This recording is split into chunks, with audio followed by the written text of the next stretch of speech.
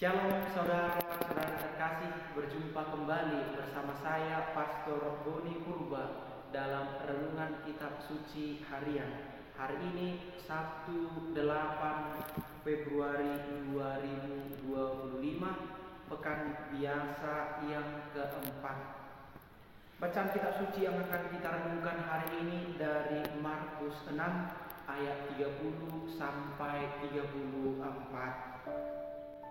Pada waktu itu, Yesus mengutus murid-muridnya mewartakan Injil.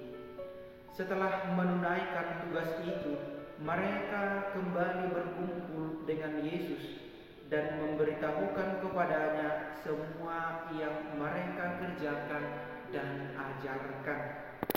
Lalu Yesus berkata kepada mereka, "Marilah kita pergi ke tempat yang sunyi, supaya kita sendirian dan beristirahatlah sejenak. Memang begitu banyaknya orang yang datang dan pergi, sehingga makan pun mereka tidak sempat. Maka pergilah mereka mengasingkan diri dengan perahu ke tempat yang sunyi.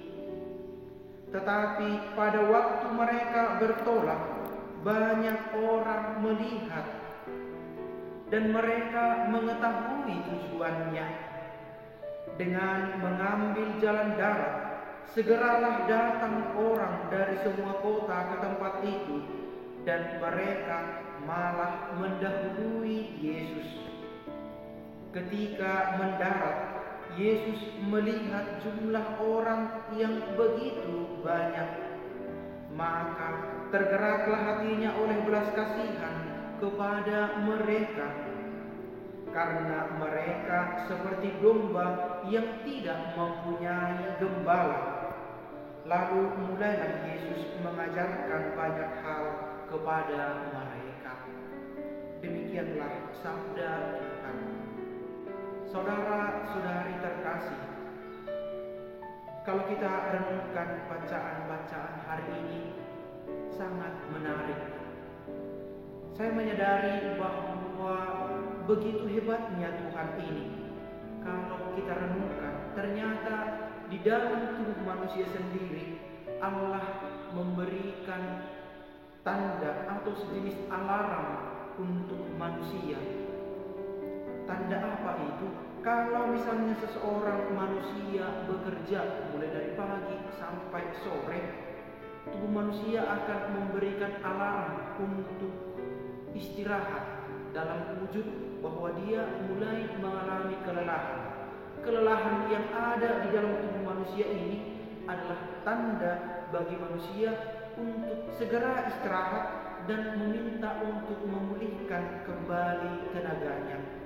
Dan kalau alarm ini tidak dipenuhi, maka kelelahan yang luar biasa akan dialami oleh manusia itu.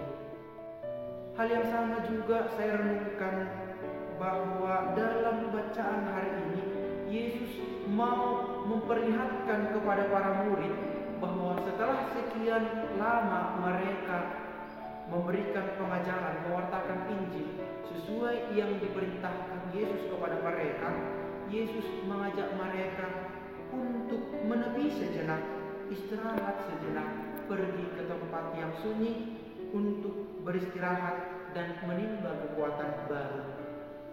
Hal ini sangat penting. Mengapa? Karena Yesus ingin mengajak mereka memulihkan kembali tenaga mereka. Dalam bahasa Latin ada istilah ora et labora.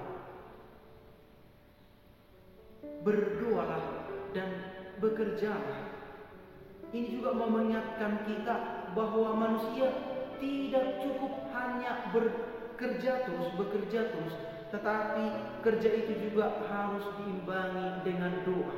Saya merenungkan doa ini sejenis kesempatan bagi manusia untuk menimba kekuatan baru, memulihkan kembali tenaganya.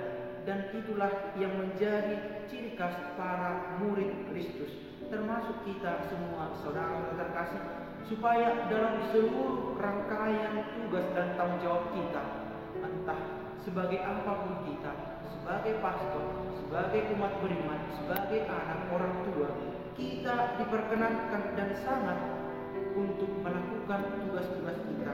Tetapi di tengah kesibukan kita itu, kita juga diajak sekali lagi untuk peka melihat tanda-tanda yang ada di dalam diri kita, yang bisa kita saksikan sendiri dalam tubuh kita, seperti tanda-tanda kelelahan yang mengisyaratkan kalau kita butuh istirahat dan memang harus istirahat memulihkan tenaga kita.